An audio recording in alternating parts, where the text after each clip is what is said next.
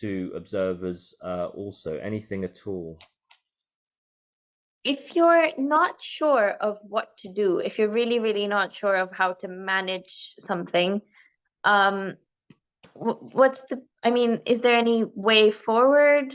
Yes. I mean, would you suggest something? Yes, because you're always being assessed on how you manage risk.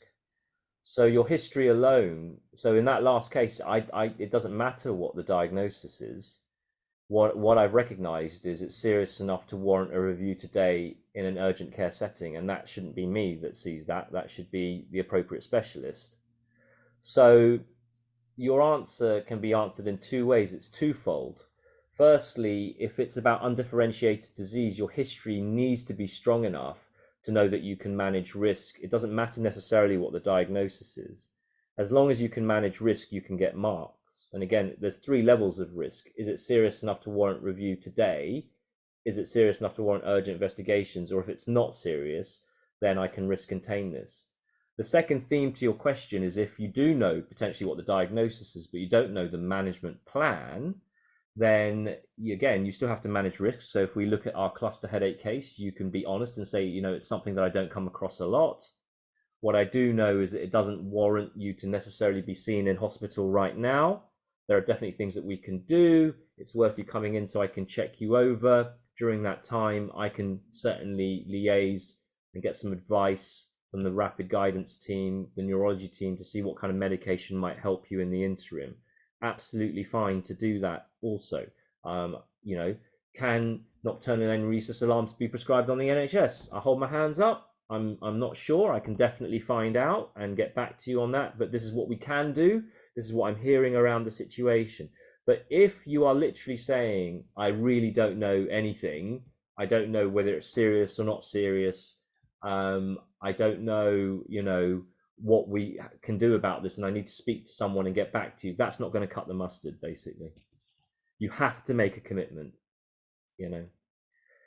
And that's even with patients with medically unexplained symptoms. We have to see you make a commitment to say these are symptoms that doing further investigations aren't necessarily going to help.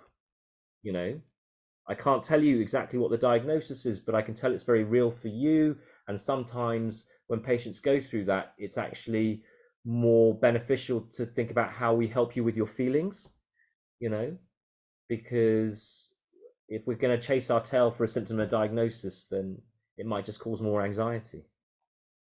So there are definitely ways of managing things when you don't know what to do. It's a question of making that commitment, but it's not a commitment to a diagnosis, though, you see. It's a commitment to risk. Does that answer your question? Any other questions at all?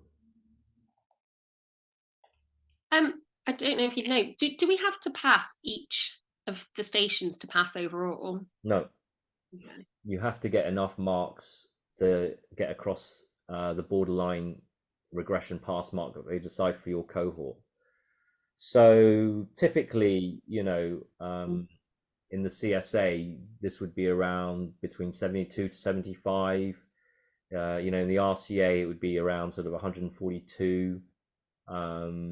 So we envisage, it'll be something like that. It's just an aggregate of marks. You may score maybe 7 out of 9 in one case, 5 out of 9 in another. It's okay. It averages out at 6 out of 9 overall. It's fine. As long as you're getting generally 6 out of 9, you're going to be fine.